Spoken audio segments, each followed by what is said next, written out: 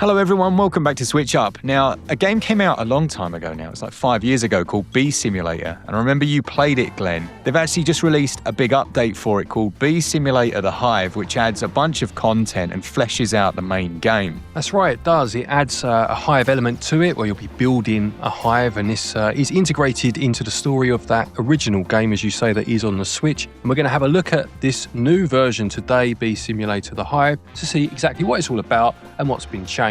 Now, whenever we do a sponsored video, which this is, we like to give away a couple of copies. We'll go through everything about the game that we've experienced, do a little side-by-side as well with some of the footage from our original look at the game, and let you know everything you need to know. All right, Bee Simulator The Hive. What's it all about? Well, let's find out.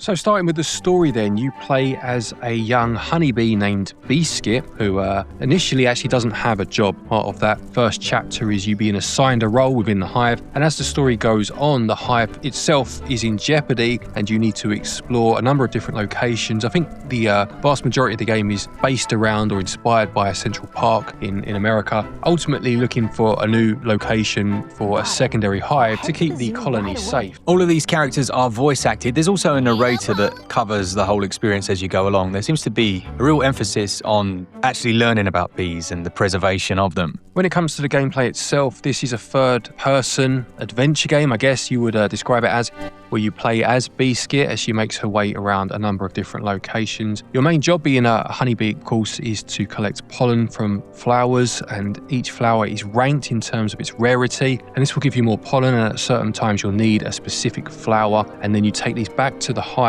to build that resource. But there are a number of different objectives and mini-games thrown in too. Yeah, it takes on a semi-open world. It does have fast travel, so you can quickly move back between the areas that you've previously visited. You do go to a few interesting places. There's like a fun fair, isn't there? And I think you played that originally. You can see here the original version of that on the screen.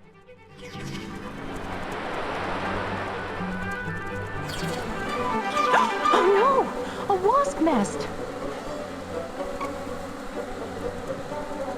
Yeah, this is footage from its original release a few years ago now, as we mentioned. And whilst a lot of the base game is still here, a lot of the hive element is post-game. It's not the longest game in the world. I think it's about 4 to 5 hours long, so you will be accessing that content relatively quickly. But to get to that point at all, you'll need to, as I mentioned a moment ago, fulfill a number of different objectives to keep the hive safe. Sometimes this may mean battling with other creatures, racing against them, or even competing in dance-offs, and all of these are handled, as I said a moment ago, via mini-games. Yeah, one of the mini-games is used for combat, so when you face off against an enemy, you essentially have to button press at the right time. It has that rhythm game feel to it, and when you're successful, you gradually do damage and whittle down their health bar. Another one is a chase mode, so you're literally chasing a bee through the world, collecting things as you go along. There's the traditional, I say traditional because you think of bees dancing, don't you? Dance mini game where you're mimicking the moves of the other bee and you have to get it in the same order as it gradually gets more complex. And there are 2 new mini games. There's the flower combo challenge, as well as the time trail, which is self-explanatory, I think. As well as that, around the world, you can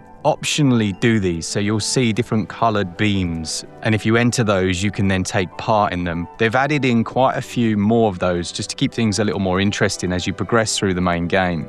You got 3 new single-player maps for your resource gathering, and you have, I think Glen already said, that bee vision to allow you to find the different rarities of flower, and you can also add those to your library and learn a bit about them. That's right. Basically, every time you collect pollen and bring it back to the hive, you'll be given experience points, and you can then spend these on trophies, basically, and it's here that you'll start to learn a bit more about bees in general, which is quite a nice way, actually, to integrate this into the game. Yeah, it's presented in almost like an encyclopedia, and then from there you can look at those 3D models. It's very cool.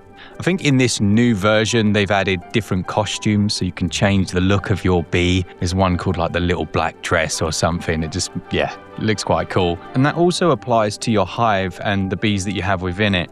So the Hive section itself is a bit like a strategy game at the end of the experience. The collection of resources, other than pollen, you've got things like twigs, pebbles, leaves, etc., serve to build up that hive. They're essentially building materials, which originally only appeared, I believe, in the last quest. And this is also used to unlock new bee abilities, things like greater speed, collecting more resources. And they are things I think I remember you mentioning when we first played the game, things like the bee speed. I specifically remember you saying that was one of its issues. So it's nice that they've improved that. Yeah, that was one of my major gripes with the game. It's not a game where you want to be zipping about all the time. It is quite almost like a relaxing game, but the bee did move particularly slow back then. So it's nice to see that that's been fixed for this enhanced edition. Yeah, and as well as that, you can customize its look as well. So there are a number of cosmetic things you can do with that hive.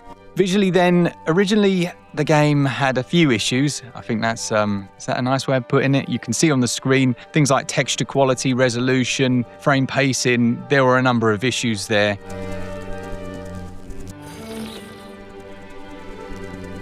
When we move over to the new version, the devs say they've completely redone the post-processing to give it a fresher look. Certainly it's sharper than it was before. I think that's fair to say. There are still a couple of stutters here and there. I did notice one visual artifact with an on-screen overlay that looked a little bit pixelated, but I think in general it does look better than it did before, while still having a few of the problems like pop-in. You will still see that. It is nice that they've added in some new animations for some of those bees and the dances. So yeah, there are a couple of little bits you may notice if you played the game previously. Looking at the audio then, Mark mentioned a moment ago that there is voice acting within the game, and the soundtrack itself is very fitting for what you're doing. Has a nice melodic feel to it as you're buzzing around doing what you got to do, and it does at moments where it needs to intensify, you know, the battles, for example, being one such time.